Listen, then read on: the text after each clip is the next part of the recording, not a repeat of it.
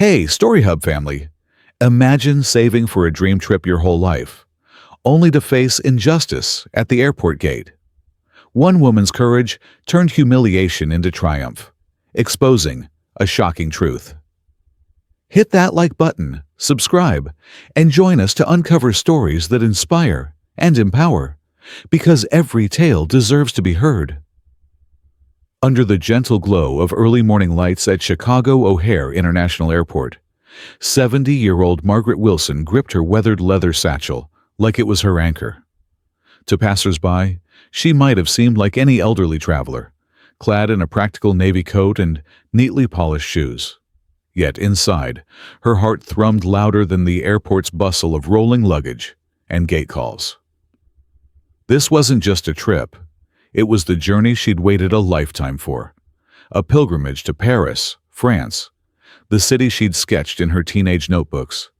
It was the dream she and her late husband Henry had cherished before cancer claimed him. For Margaret, this wasn't mere travel. It was a vow to herself that grief and time wouldn't take everything. She thought of the fragile drawing tucked in her satchel, a charcoal sketch of Notre Dame from her 20s. When her hands were steady and her dreams unbroken. She'd shown it to Henry the night they vowed to save for the trip, no matter how long it took. Years slipped by, finances strained by bills and family needs. Henry's illness drained their savings. Paris became a wistful someday, she mentioned softly, a day that nearly never arrived. But now, ticket in hand, she stood ready to cross the Atlantic. Yet Margaret knew life rarely let beauty come without shadows trailing close. As she pulled her small carry-on toward the security checkpoint, the terminal's bright lights felt like spotlights trained on her. She straightened her posture, a habit from her Georgia childhood, where walking with pride could draw hostility. Her youth, shaped by segregation's quiet chokehold, stirred memories she tried to bury, but which surfaced in places like this. Airports, she'd found, could carry that same undercurrent of tension, where a wrong look or suspicion could unravel her sense of safety. At first, she didn't notice him, the TSA agent eyeing her from behind a sleek counter, his stance rigid, his face unreadable. His name tag read Gregory Holt. But to Margaret, he was just another figure of authority who could shift her day with a single gesture. As she approached, offering a practiced smile honed over years of navigating unwelcoming spaces, he took her passport with slow deliberation, turning its pages as if relishing her discomfort. "This is curious," Holt said softly, his voice weighty enough to draw eyes from the line behind her. He held the passport aloft, examining it like a jeweler spotting a flawed stone. "Ma'am, this passport might not be valid. The lamination feels wrong. The print's slightly off. Could be a fake." The words struck like a sudden jolt. The line stirred uncomfortably, glances flickering toward the elderly woman now under scrutiny. Margaret's grip on her satchel tightened. "Sir, that passport came from the State Department. I've done nothing wrong," she said, her voice calm but edged with quiet urgency. She thought of Paris, Notre Dame, Henry. She couldn't let this stop her, not now, so close to her goal. But Holt didn't meet her eyes. "These things can be forged, especially now. People get clever. We have to be cautious about who we let through," he said, his tone laced with a familiar condescension, sharpened by bias. The unspoken "you" people hung heavy in the air. "We'll need to take you for further questioning." In that instant, the terminal seemed to shrink around her. The chatter, footsteps, and distant boarding calls blurred into a low hum. Margaret felt every stare, some curious, some sympathetic, most pretending not to see. Humiliation was familiar. She'd faced decades of being underestimated and dismissed. But the pain never dulled. She handed over her passport, her fingers trembling faintly, though her voice held firm. "I'm an American citizen. I'm not hiding anything. I just want to get to Paris." Holt's pale eyes finally met hers, and for a moment she saw it. The smug satisfaction of a man who thought he held all the power, who believed this was just another day of dominating someone defenseless. What he didn't know, what no one in line could suspect, was that this moment wouldn't end as he planned. The path ahead would reveal secrets neither could have foreseen. Within hours, the badge he used as a weapon would crumble under a scrutiny he couldn't escape. As two officers approached to lead her to a secondary screening room, Margaret lifted her chin slightly, not in defiance, but in resolve. She'd taught generations of children that art could uncover truths the world tried to hide. Now, she'd need that same faith for herself. Beneath the shock and sting of being treated like a criminal on the verge of her dream, she sensed something deeper, a feeling that this wasn't random. Something larger was at play, bigger than her trip, bigger than Paris, and she stood at its heart. The holding room's walls seemed to pulse with a sterile tension, like hospital corridors Margaret had walked too often during Henry's illness. The fluorescent lights buzzed faintly, casting a cold glow that stripped warmth from the gray walls. A metal table separated her from the officers who escorted her there. One, silent by the door, watched as the other, a tall man with a clipped tone named Officer Brennan, asked question after question. Her age, birthplace, parents' names, addresses from the past 10 years. She answered each precisely, her teacher's poise steadying her voice. But beneath her calm, her chest tightened, each response seeming to bind her further to this cold, windowless space. Her mind flashed to the morning she'd planned, boarding a plane to Paris, seeing Notre Dame she'd sketched when her hands were nimble and Henry was alive.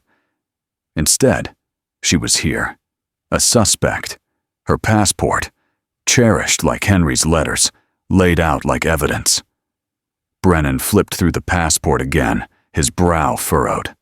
Something in his look suggested this wasn't the simple error she hoped it was. When he slid the passport toward her, she reached for it, her fingers grazing the laminated page with care. Then she saw it.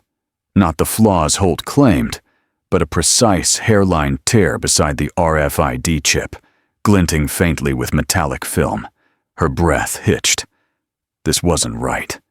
She'd renewed this passport months ago after careful paperwork. This was something else. Before she could speak, the door swung open forcefully, startling Brennan. Two figures entered, not in TSA uniforms, but in sharp, dark suits radiating authority. The woman, petite but commanding, scanned the room with piercing eyes. "Agent Naomi Carter, FBI," she said, her badge gleaming briefly. The man beside her, broad and imposing, nodded curtly. "Agent Daniel Brooks. This is now federal jurisdiction. Officers, leave." Brennan and his silent partner exchanged uneasy looks before exiting, the door closing with a heavy thud. The room's atmosphere shifted, not warmer, but sharper. Carter sat across from Margaret, her movements precise, her tone softer but urgent. "Mrs. Wilson, we know what happened at the checkpoint. We believe Gregory Holt targeted you deliberately, not because your passport is fake, but because he's part of something far worse." Margaret's hand stilled. "He said it was forged," she murmured, her voice steady but soft. Carter leaned closer, her tone conspiratorial. "It's not forged. It's been altered. That sliver you saw isn't a mistake. It's a delivery system. Holt's been under investigation for months, tied to a data smuggling ring. They use travelers as unwitting couriers, hiding sensitive materials in legitimate documents to evade security. You were meant to pass through, get flagged, and be cleared, all while carrying something dangerous." The words settled heavily. Margaret recalled Holt's smirk, the way he prolonged her discomfort, not just a petty official, but a criminal using her as a pawn. Brooks spoke, his voice deep and calm. "We need your help. This isn't what you planned today, we know. But Holt's part of a network, smuggling corporate and government data for over a year. We've been close, but they slip away without proof. Your passport gives us a chance. We need you to help set the trap." Margaret leaned back, her fingers gripping the chair. She wanted to refuse. She was 70, here to honor a promise to Henry, not to play spy. Yet a deeper instinct stirred, forged through years of marching, teaching, and surviving a world that undervalued her. She thought of the girls she'd mentored, urging them to stand tall against diminishment. How could she preach courage if she turned away now, when she held the key to stopping Holt? Carter sensed her hesitation. "You won't be alone," she said gently. "We'll monitor every step, keep you safe. Holt thinks he's untouchable. If we miss this, he'll keep using people like you." Margaret's breath steadied, her resolve hardening. She looked at the passport, its faint glint a reminder of how close she'd come to carrying a crime. Then she met Carter's eyes, her voice firm despite a faint tremor. "Tell me what I need to do." Carter nodded subtly, a hint of respect in her eyes. "We'll use Holt's plan against him. You'll play the part, Mrs. Wilson, shaken, eager to make your flight. He'll never suspect you're the one helping to bring him down." For the first time since the checkpoint, something beyond fear stirred in Margaret, a spark of purpose. Holt had chosen her, thinking she was invisible. He was about to learn how wrong he was. The silk scarf felt softer than Margaret expected, its rich crimson threads shimmering faintly as Agent Carter draped it over her shoulders. Hidden in its weave was a pinhole camera, her link to the FBI agents watching her every move. Carter's voice, calm but urgent, reviewed the plan once more. "Walk through the terminal like you've just been cleared. No hurry, no panic, but show enough unease to seem convincing. You'll head to your gate, and somewhere along the way, Anthony Vargas will approach. It'll look accidental, a bump, a quick apology. That's when the handoff would occur. But this time, he won't get away." Margaret nodded, touching the scarf as if drawing strength from it. Fear flickered. She was 70. No agent, no hero. But beneath it was defiance, honed by years of loss, segregation, and being underestimated by men like Holt. She wouldn't falter now, not when his arrogance was about to undo him. When Officer Brennan returned, his tone was almost contrite. "Mrs. Wilson, you're cleared. Your flight's waiting." It sounded routine, but the air crackled with tension as she stepped into the concourse. Her senses sharpened. Every glance, every rustle could mean something. Carter's words echoed. "Keep moving. Look natural. Let us see what you see." The terminal's noise washed over her, suitcases rolling, heels clicking, boarding calls blaring. She adjusted the scarf, letting the camera sweep the corridor. Her gate's final call flashed red on a screen, but she couldn't rush. Not yet. She spotted them by their stillness, a custodian too focused, a woman on her phone without looking at it. Her silent protectors, disguised, but vigilant. Margaret breathed deeply and walked on, nearing the shops and cafes. There, by a quiet cafe, she saw him. Anthony Vargas, ordinary in a gray blazer, sipping untouched coffee, his eyes calculating. When he saw her, a faint recognition crossed his face. He stood, stretching casually, and moved into her path. Margaret's heart pounded, but her steps stayed steady. This was Holt's orchestrated moment, the exchange that had used others before her. As they neared, Vargas brushed her shoulder with a soft, "Sorry, ma'am." His hand deftly reached for her passport. But before he could swap it, a sharp voice sliced through. "FBI, freeze." The command halted the terminal's hum. Chaos erupted, controlled but swift. The custodian revealed a badge, closing in. The woman dropped her phone, her stance tactical. 2 more agents emerged, pinning Vargas to the floor as he struggled briefly. Margaret stepped back, her breath steady, the scarf's camera capturing it all. Across the concourse, she saw Holt near a staff corridor, his TSA jacket off, his eyes wide with shock. He saw Vargas down, Margaret standing firm, agents moving precisely. His smugness vanished, replaced by raw fear. Holt bolted, diving into the airport's restricted zones, thinking he had an edge. But Brooks and 2 agents were ready, their steps calm as they cornered him at a service door. "Gregory Holt, you're under arrest. Don't make it worse," Brooks said evenly. Holt, pale and defeated, raised his hands as cuffs clicked shut. Carter rejoined Margaret, her voice soft. "It's done, Mrs. Wilson." Margaret exhaled, touching the scarf one last time. Fear lingered, but triumph grew stronger. Holt had seen her as a nobody. Instead, she'd been his downfall. Holt's arrest spread like wildfire, headlines blazing across screens and feeds. A TSA agent exposed as a smuggler, now in custody. Beyond the scandal, another story emerged, resonating deeper. Women, many black and brown, came forward, their stories mirroring Margaret's. Unjust detentions, smug tones, Holt's veiled contempt. Complaints once ignored now formed a clear pattern of abuse. The revelation sparked outrage and a broader investigation into the system that shielded Holt. Margaret faced a whirlwind of interviews and messages from strangers. Her phone, once quiet, buzzed with gratitude from women who'd faced similar humiliations and travelers inspired by her defiance. Her name, once confined to Savannah's classrooms, now carried weight nationwide. The courtroom was packed during Holt's trial, reflecting public hunger for justice. Holt sat, diminished, as cameras rolled. Margaret took the stand with quiet grace, her hand steady, recounting not just that day, but the years that taught her how power could be weaponized. Her words were calm, deliberate. Respect isn't a badge's gift. It's a right, not diminished by age, skin, or circumstance.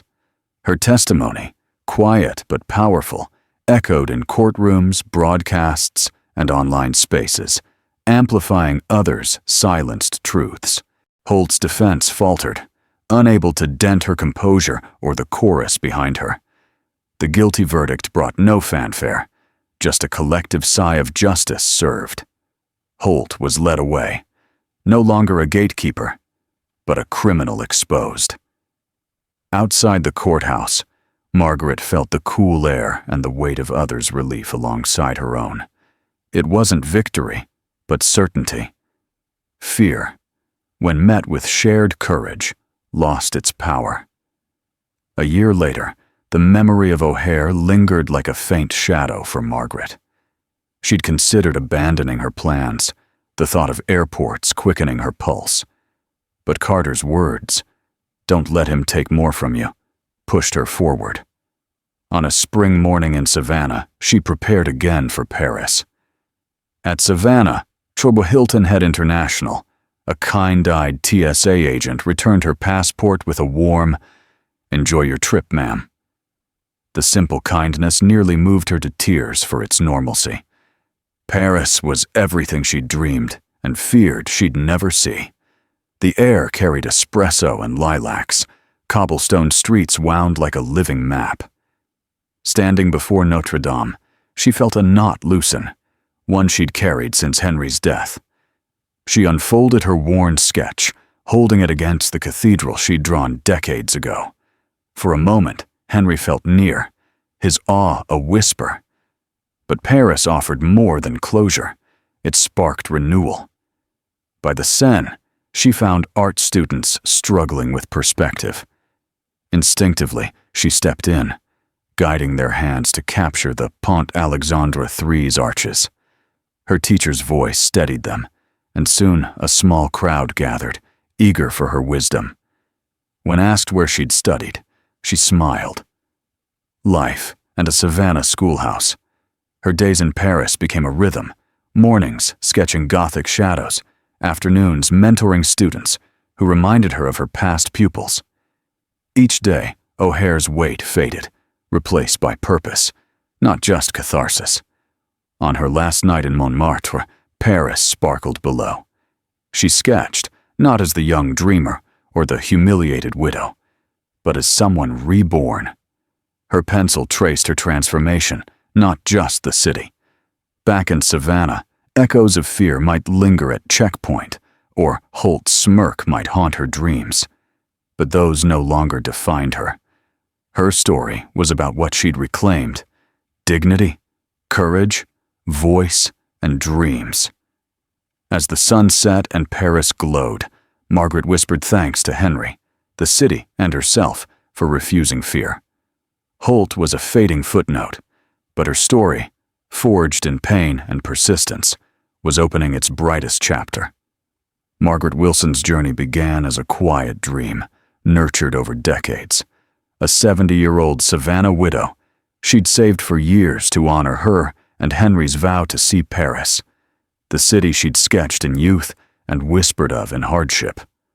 What should have been a joyful start became a nightmare when TSA officer Gregory Holt accused her of carrying a fake passport at O'Hare. What seemed like a humiliating mix-up revealed a darker truth. Her passport was tampered with to smuggle data. In hours, Margaret went from traveler to target, to the heart of an FBI sting exposing Holt's criminal network and his pattern of targeting women of color. Her courage, born of fear, became justice's pivot. With quiet resolve, she aided the FBI, wearing a camera-hidden scarf to trap Holt's accomplice, Anthony Vargas, and witness Holt's arrest.